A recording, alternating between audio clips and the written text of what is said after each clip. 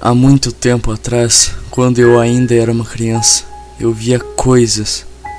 Os médicos não sabiam explicar muito bem, mas deram o diagnóstico como epilepsia. Meus pais, assustados, não sabiam nada sobre a doença e nem o que fazer comigo mediante a situação atual. Nós éramos uma família muito pobre e vivíamos em um barracão em uma cidadezinha chamada Augsburg.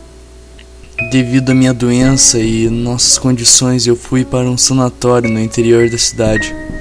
Eu me lembro de tudo que ocorreu naquele local, principalmente os maus tratos que sofríamos. Eu vou lhe contar nesta carta exatamente o que aconteceu comigo. Eu vou lhe contar nesta carta exatamente o que ocorreu para que eu saísse daquele local amaldiçoado. Era uma terça-feira e era dia de tomar remédio. Alguns pacientes sempre se recusavam a tomar alguns de seus remédios, dizendo que estes que os deixavam doentes. E muitas vezes por causa disso eles levavam uma surra. Você pode estar pensando que os pacientes eram adultos ou idosos, mas não havia nenhum com mais de 13 anos de idade. Naquela terça, um paciente chamado 06965 se rebelou. Ele dizia que havia demônios naquele prédio e que eles queriam tomar nossas almas de trevas para que nós pudéssemos ir para o inferno. Muitas crianças entraram em pânico e começaram a correr e gritar. Um garoto até tentou passar pelas grades da janela de seu quarto, mas ele ficou preso. Várias meninas e um menino de 5 anos se trancaram em uma sala e se mataram. O estranho é como eles conseguiram. O garoto que se rebelou entrou na cozinha e cortou os pulsos. E com seu sangue ele desenhou um pentagrama bem detalhado na parede de azulejos.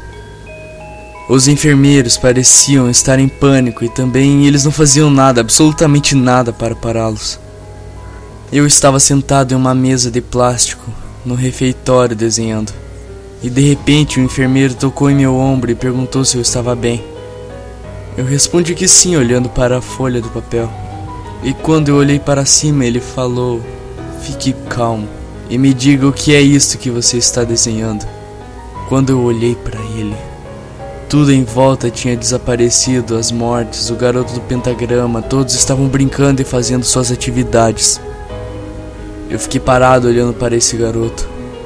E ele olhou para mim e colocou o dedo indicador nos lábios como que me falasse para ficar em silêncio, e então apontou para o corredor.